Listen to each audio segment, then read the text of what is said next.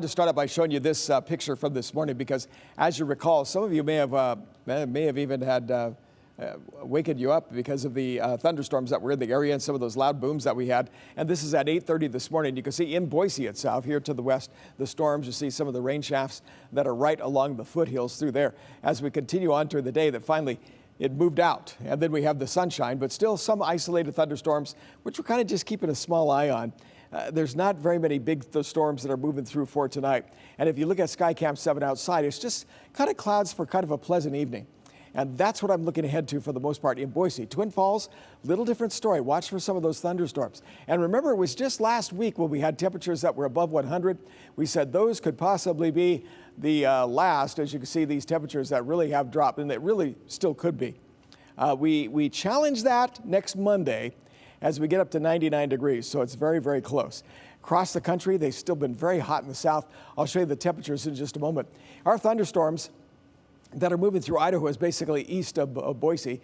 As moving to western Wyoming, you can see throughout all of the Colorado area, thunderstorms there. And then back along the east coast, there's getting a few showers, but no real major storms to look at there. But the heat, like I was talking about, up here in St. Louis, 102, okay?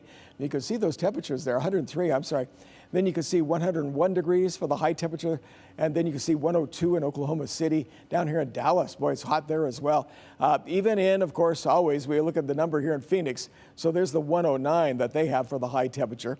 And 90s are likely the temperatures that we're going to be seeing right here in Boise. But first, let me talk about the chance of a few of those thunderstorms for tonight. You see, there's just some clouds moving through, but there are some light showers and a few thunderstorms for Haley and Twin Falls that get us through Saturday. It starts clearing up quite a bit as you look at Sunday along through there.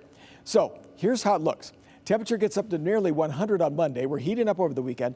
Then they come down to some very pleasant temperatures, actually, and they stay there for quite some time as we move into September.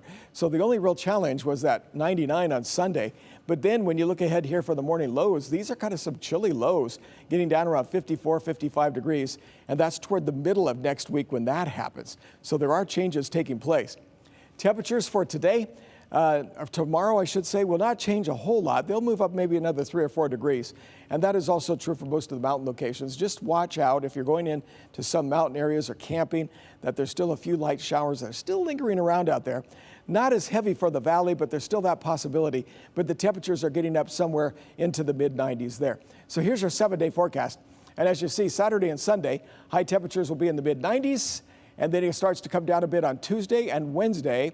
We don't have much in the way of showers along through there, but we do have some winds picking up as we look ahead to next Thursday as well as Friday. But I think some of those temperatures next week, Shara, are looking pretty good when you talk about highs basically in the 80s. It's trying to get back up to 90, but it will be somewhere a little bit below the normal.